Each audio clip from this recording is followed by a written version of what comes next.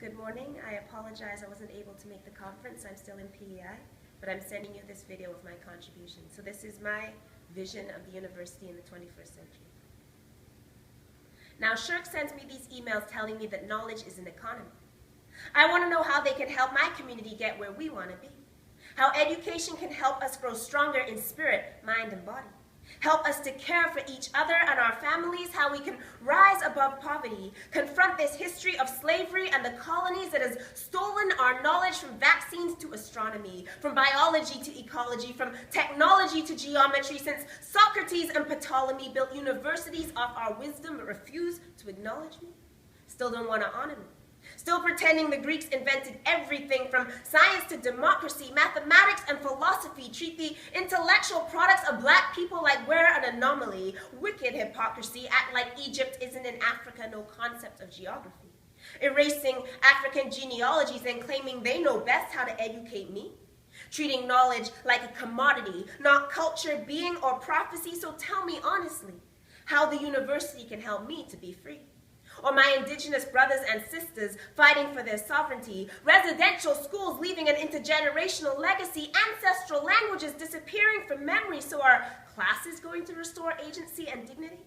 I left my program for 3 years, and I see young people following me because I can't pay my fees and go into debt for a degree that doesn't solve the problems of a world where I still can't compete.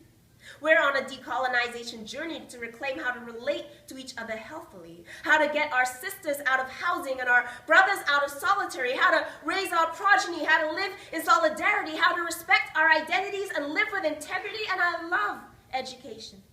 But if education isn't leading me where I need to go, then it isn't reaching me. Before science and humanities, we need recognition of our humanity. We need universities with a conscience that educate the complete me.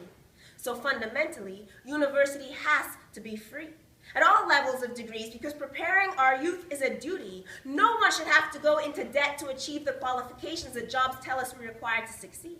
And classes should be open to all in community centers and libraries. Instead of making new buildings a priority, we should be conceiving of campuses spread across communities where resources don't go to administration but to students and faculty.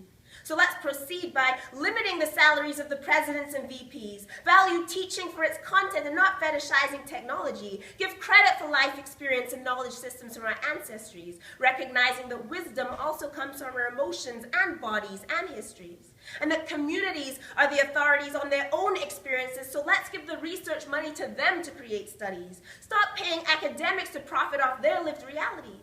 And fundamentally, before we talk about diversity, let's acknowledge the racist legacies of so many disciplines from medicine to anthropology. In fact, why doesn't every university issue an apology acknowledging they occupy indigenous territory, were funded by slavery or by dirty colonial money, and put plaques in the buildings named for racist oppressors explaining their atrocities and exactly how they participated in ensuring that my knowledge is lost to me?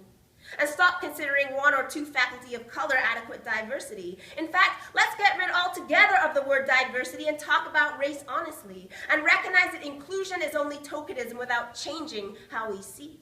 And let's examine the composition of the grant committees. Who makes the decision on whose research is necessary? Who sets the agenda for what we teach? And whose voices get marginalized and who gets to speak?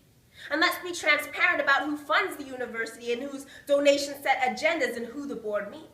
Let's build a university that is responsive to the people's needs, that sees education as a right and as a necessity, that integrates learning into life and takes knowledge out of buildings and into the streets, and stops treating knowledge as exclusive property but as held collectively by everyone across society.